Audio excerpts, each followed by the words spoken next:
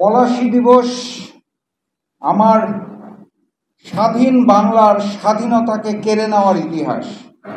পলাশীর ইতিহাসটা হচ্ছে সে সময়কার মির্জাফরের যে মিথ্যাচার, হাজার হাজার সৈনিক নিয়ে অপদার্থের মতো দাঁড়িয়ে থেকে বাংলার স্বাধীনতার সূর্যকে অস্তমিত করার সেই ইতিহাস। পলাশীর ইতিহাস হচ্ছে এক অন্ধকারের ইতিহাস। দুর্ভাগ্যজনকভাবে আমরা ইতিহাস থেকে জানতে পারি যে সেদিন যদি নবাবের বাহিনী ৬৫,০০০ সৈনিক একটা করে পাথর ছুঁড়ে মারতেন, তাহলে ৩,০০০ ইংরেজ সৈনিক পরাজয় বরণ করতেন। কিন্তু ওই যে বিশ্বাসঘাতকতা, সেখান থেকে আমরা স্বাধীনতা হারিয়েছিলাম। আরও ইতিহাসের দুর্ভাগ্যজনক বিষয়, এই কালো দিবস ২৩শে জুন, যাকে আমরা বিশ্বাসঘাতকতার কথা বলে থাকি যেই দিনটাতে, সেই দিনের এই বিশ্বাসঘাতকতার নীতি এবং আদর্শকে ধারণ করে একটি দলের জন্ম হয়েছিল, তার নাম আওয়ামী লীগ। তাদের জন্মও এই বিশ্বাসঘাতকতার দিনে।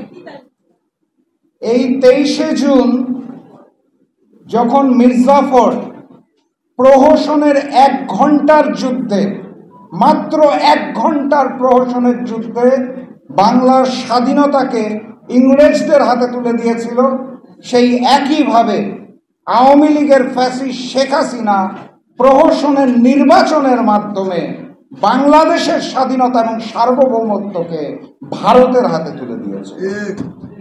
এই জায়গাটা স্পষ্ট হতে হবে এবং স্পষ্ট করে প্রতিবাদটা করতে হবে।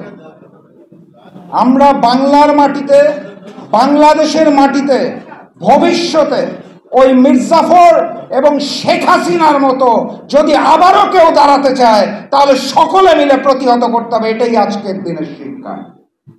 সংগ্রামী সাথী এবং বন্ধুগণ, আমার খুব দুঃখ লাগে যখন আমি দেখতে পাই যে এই ২৪-এর গণ অভ্যুত্থানের পরেও বড় বড় দলের বড় বড় নেতারা ভারতীয় আগ্রাসন এবং আধিপত্যবাদের বিরুদ্ধে কথা বলতে ভয় পায়। কোন জায়গায় যে জানি একটা বাধে। সকল বিষয়ে আমরা কথা বলতে পারি, গর্জন করতে পারি, কিন্তু যখনই ওই ভারতের আধিপত্যবাদ এবং আগ্রাসনের প্রসঙ্গ আসে, তখন কেন জানি আমরা আর গলা দিয়ে আওয়াজ বের হতে চায় না। গোলামীর রক্তটা মনে হয় গেঁথে গেছে শরীরের ভিতরে। আমি স্পষ্ট ভাষায় বলেছি যে মির্জাফর এবং শেখ হাসিনার মতো চরিত্রকে বাংলাদেশের মাটিতে ইনশাল্লাহ বাংলার জনগণ আর মেনে নেবে না। আমাদের সচেতন থাকতে হবে। আমি আম জনতার দলকে ধন্যবাদ জানাই। আম জনতার দলের যে কোনো অনুষ্ঠানে আসলে আমার মনে হয় না আমি অতিথি হিসাবে এসেছি। আমার মনে হয় আমি জাকপারি কোনো একটা অনুষ্ঠানে আছি। কারণ তারা যেভাবে সৎ সাহসে ক্ষমতার রাজনীতি না করে, হিন্দুস্তানের পাঁচাটা গোলামীর রাজনীতি না করে রাজপথে থেকে সত্য কথাটা তুলে ধরতে পারে, সেটা জাকপাড়া আদর্শের সাথে একদম মিলে যায়।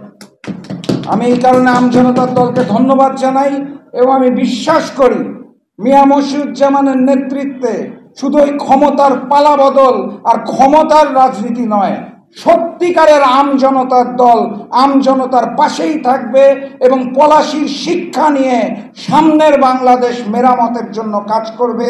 রাজপথে আমরা একসাথেই থাকবো ইনশাআল্লাহ, ভারতীয় আধিপত্যবাদ এবং আগ্রাসনকে রুখে দেওয়ার জন্য। সেই স্বপ্নালী দিনের স্বপ্ন দেখে সংক্ষিপ্ত বক্তব্য শেষ করছি। বিজয়ের পথে যাত্রা শুরু, জীবন অথবা মৃত্যু। আসসালামু আলাইকুম।